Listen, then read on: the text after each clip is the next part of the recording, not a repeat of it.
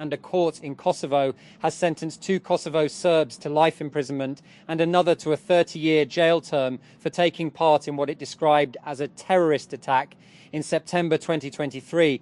The men were found guilty of violating Kosovo's constitutional order and inciting terrorist activities. Prosecutors have charged 45 people in total, but they believe most of them are in Serbia and unlikely to be handed over. And Sam Altman, the head of OpenAI, has formally apologized to the community of Tumbler Ridge, BC, after a mass shooting in February. And he admitted his company did not alert authorities to the shooter's disturbing online conversations with its AI chatbot, even after staff flagged the account internally. And I am deeply sorry that we did not alert law enforcement to the account that was banned in June. Altman wrote in a letter dated April 23 and addressed to the community of Tumbler Ridge. While I know words can never be enough, and I believe an apology is necessary to recognize the harm and irreversible loss your community has suffered. And former Barcelona defender Hector Bellerin snatched a late point for Real Betis in a 1-1 La Liga draw against Real Madrid to do his former side a favour in the Spanish title race. Alvaro Arbeloa's Madrid seemed set to chop down Barca's lead on Friday, but the Catalans sit provisionally 8 points ahead of Madrid after Bellerin cancelled out Vinicius Junior's opener. That Israeli forces have killed 12 Palestinians in attacks throughout Gaza. Medical sources in the enclave tell Al Jazeera as Israel continues its daily violations of the ceasefire struck last year. An Israeli attack on a police vehicle on Friday killed at least 8 people, including 3 civilian bystanders in Khan Yunis. A separate attack in Gaza City also killed 2 police officers. And Cohere, the Canada-based enterprise AI unicorn, announced Friday that it would merge with the Germany-based enterprise AI company Aleph Alpha. The deal, which has yet to close, will value the newly formed company at $20 billion, the FT reported. Schwartz Group, one of Aleph Alpha's top backers, will also invest $600 million in Cohere's Series E round, which is expected to close later this year, CNBC reported. That Palantir has helped the Internal Revenue Service's Criminal Investigations Office probe a variety of financial crimes in the US. For much of the last decade, The Intercept reported the IRS has paid the firm $130 million since 2018 to use its data analysis software to pore over financial records for investigative purposes, the outlet reported, citing public records detailing Palantir's IRS contract that were obtained by the non-profit watchdog group American Oversight. And Oppo is reportedly preparing to enter the handheld smart imaging device market with a new gimbal camera product. According to a report from China's Blue Whale Media, the company has internally begun development of a dedicated device that could compete with compact cameras already offered in this category.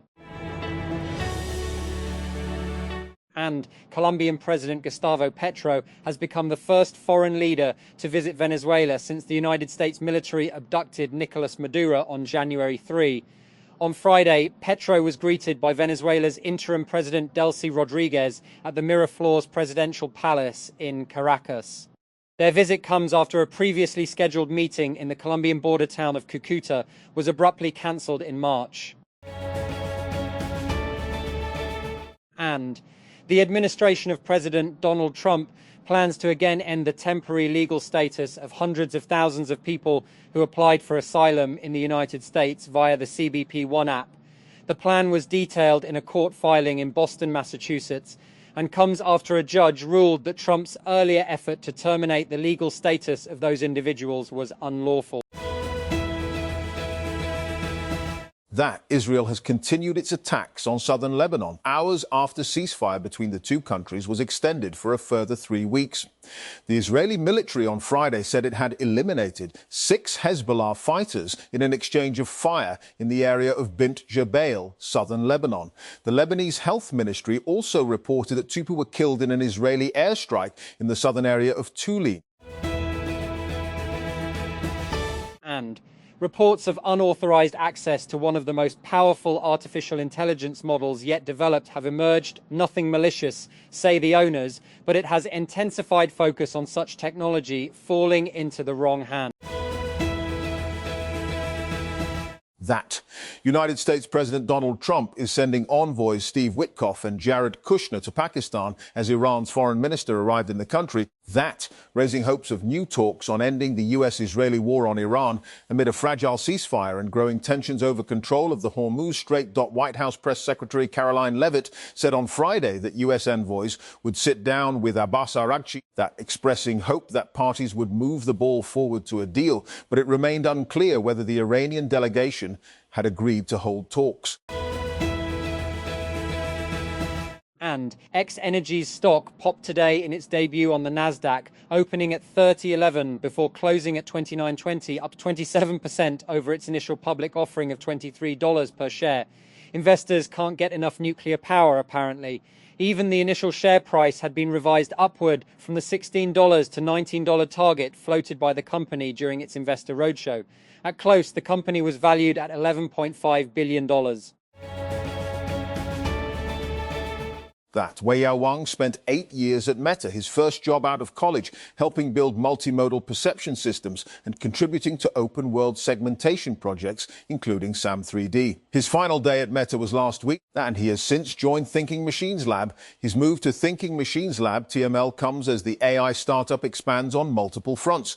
TML just signed a multi-billion-dollar cloud deal with Google. That, giving it access to NVIDIA's latest GB300 chips and making it one of the first startups to run on the hardware. And Series, a social networking app, announced that it raised a $5.1 million pre-seed round with investors including Venmo co-founder Ikram Magdon Ismail, Pear VC, Reddit CEO Steve Huffman, and GPT-0 founder Edward Tian. And the company was founded early last year by Yale students Nathaniel Johnson and Sean Hargrove, both still seniors at the university. Series considers itself to be a next-generation social networking platform rather than an AI app, and hails itself as one of the first to work entirely through iMessage. Johnson, the CEO, told TechCrunch. That. In the largest and longest trial of its kind, 90% of patients receiving an experimental gene therapy for congenital deafness showed significant and lasting improvements in hearing. The study, conducted across 8 sites in China, that involved 42 participants, including 39 children and teenagers aged 9 months to 18 years and 3 adults. All participants had complete hearing loss at the start. While children showed greater improvement, that 2 of the 3 adults also responded well, suggesting the treatment may benefit a broader age range. Honor has introduced a new high-power charger during its recent gaming-focused launch event. The accessory is called the Honor Win 360W GAN adapter and is priced at $75 in China. The charger was launched alongside Honor's new laptops, including the Honor Win H9. And Xiaomi has announced an update to its MIMO Voice AI platform with the launch of the MIMO V2.5 TTS series and MIMO V2.5 ASR. The company describes the new lineup as a full-length voice model system designed for the agent era, covering both speech output and speech input. The launch follows Xiaomi's MIMO V2 TTS model introduced in March, which focused on detailed control over tone, emotion, and speaking style.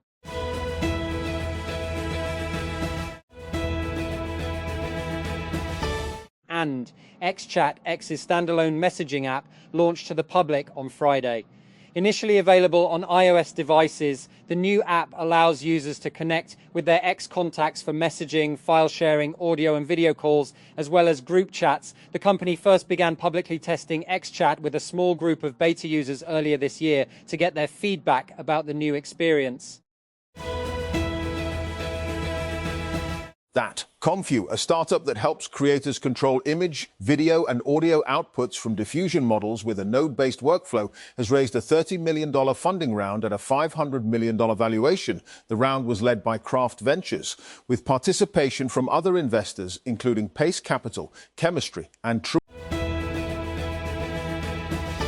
And Israel finds itself engaged in 2 semi-frozen conflicts in Lebanon and Iran, But the outcome of these battles will likely be determined not by Israel's own political leaders, but by the United States and President Donald Trump. And Israeli analysts have told Al Jazeera, with US envoys Steve Witkoff and Jared Kushner headed to Pakistan for another round of talks with Iran, Israel is not included. And Trump announced on Thursday a 3-week extension to the ceasefire in Lebanon.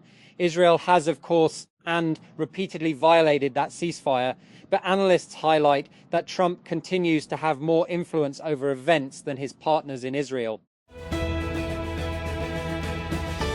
And recent deadly Israeli attacks on Lebanon and Hezbollah rocket fire into Israel may amount to serious violations of international humanitarian law, the United Nations Human Rights Office, OHCHR, says. And the findings come from a UN report released on Friday, focusing on the first 3 weeks of the latest escalation between Israel and Hezbollah, which began on March 2. And Hezbollah fighters launched rockets at Israel in response to the US-Israeli attacks on Iran, prompting a large-scale military offensive from Israel. That. A UK bill to legalise assisted dying in England and Wales will not become law after efforts by unelected lawmakers to stall its passage through Parliament. Time ran out for the terminally ill adults. End of life. Bill on Friday, after hitting a parliamentary quagmire of more than wafting 200 bill amendments tabled by appointed lawmakers in the House of Lords. And United States President Donald Trump granted a 90-day extension to a shipping waiver that makes it easier to move oil, fuel and fertilizer around the US, the White House has said, and the latest effort to curb rising energy costs linked to the war with Iran. Friday's move, even though its impact on lowering prices is questionable, and reflects a broader push by the White House to dampen politically sensitive fuel price spikes before November's midterm elections, where affordability is expected to be a defining issue for voters. And the Islamabad Traffic Police has issued a comprehensive traffic advisory announcing widespread road closures and alternate routes ahead of expected diplomatic activity related to the US-Iran talks in the capital. According to the traffic plan, the red zone and extended red zone will remain completely closed for all types of traffic.